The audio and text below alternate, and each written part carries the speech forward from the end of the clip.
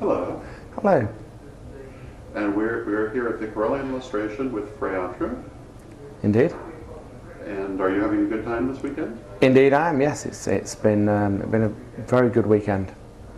What have you found the most interesting thing this weekend? Well, the most interesting thing I found was when we were actually preparing for the lustration, and we were planning what everyone was going to do, and it was so much like what I do in the local half the time involved in it. It was almost exactly the same, and that was quite a heartening thing. So I thought, well, okay, I haven't been to a lustration before. I'm on familiar territory though. We're doing similar things. Very good. You have quite a wide background, I believe. Yeah, I belong to several sort of local organisations up in Derbyshire. I go to a local moot that's arranged by the Pagan Federation, and we have all sorts of people of all different paths come there.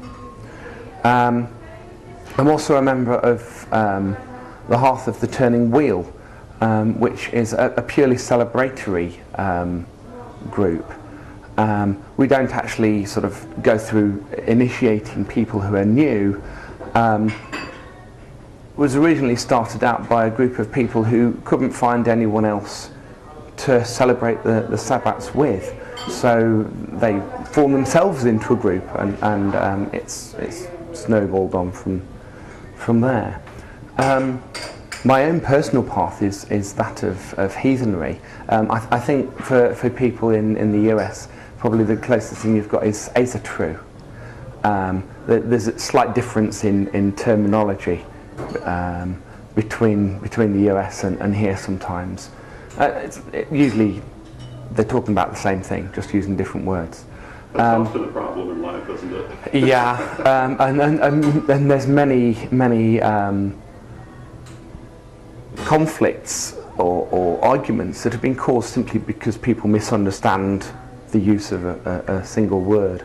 But basically that is following a Norse path, following the North gods of the Vikings and the Saxons. I tend to be slightly more Icelandic than Saxon. That's just my personal preference, really, the way I view them. My patron is Freya, and she's come to me a great many times. In fact, one of the high points of the lustration was she was actually standing beside me for probably the last quarter of the lustration, which was really quite something. She does come to me occasionally in rituals. Most notably, I was actually leading the Lanasa ritual last year, the online one for Sedna, and she started skipping and dancing about, and I can tell you it's pretty distracting when you have a goddess dancing about the place when you're trying to lead a ritual. I would imagine that would be so. Yeah. Now you're quite active with the Temple of Sedna, yes? Yes, I run a rune study group, and the way I teach it is quite unique, I think. Whereas with a lot of witch school courses, there's a body of material online.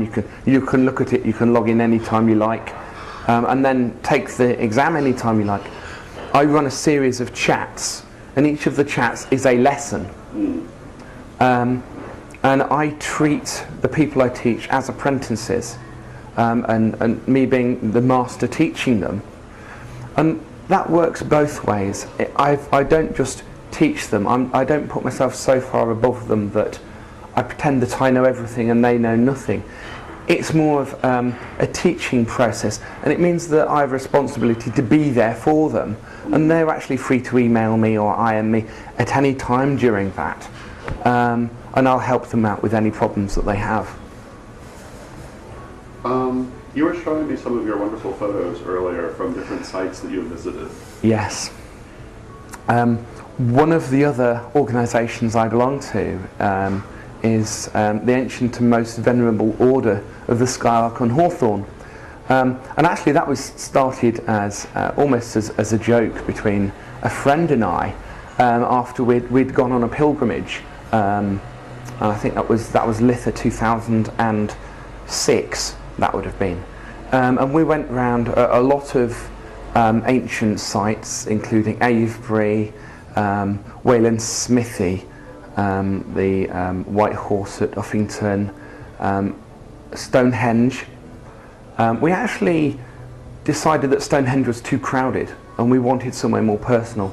So we actually went south to the giant at Cerne Abbas, and we actually saw the sunrise from the hill there.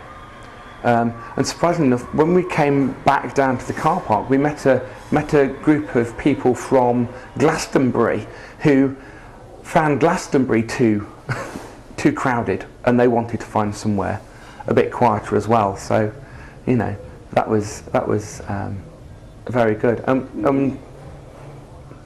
We got a little bit frustrated with some of the Druids that we met, actually. Not that I have anything against Druidism. I think it was I perhaps just met a few of the Druids. I don't know. Perhaps not the best ones to meet. They seemed a little bit pompous and a little bit like they knew it all and no one else did. I'm not the first person to get this impression of Druidism, and I'm trying very hard not to get put off Druidism completely, because I think there are some very worthwhile philosophies within Druidism. I think the problem is the Druids, not Druidism. if you understand my meaning. We thought, well, we could start an order and give ourselves really good sounding names and everything. And we thought, yes, let's do it. Hence we started it as a joke. And now we've got 41 members and a Facebook group.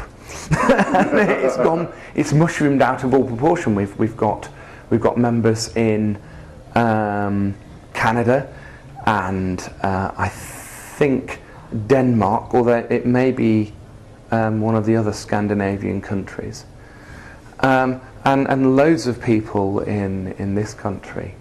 And I guess the main thing we do now is we're a group who goes on pilgrimages to sites that have been in use for thousands and thousands of years, treating them with respect, and leaving really nothing but our goodwill behind.